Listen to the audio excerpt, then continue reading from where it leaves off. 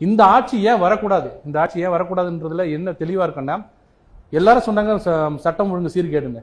சட்டம் ஒழுங்கு சீர்கேடுன்னு ரெண்டு வகை இருக்கு. ஒன்னு வந்து சட்டம் ஒழுங்கு கெட்டு போச்சுன்னா அதை நிவர்த்தி பண்ணக்கூடிய திறமை யாருக்கு இருக்குன்னா உள்துறை அமைச்சருக்கு இருக்கு, உள்துறை அந்த டிபார்ட்மெண்ட்டுக்கு இருக்கு.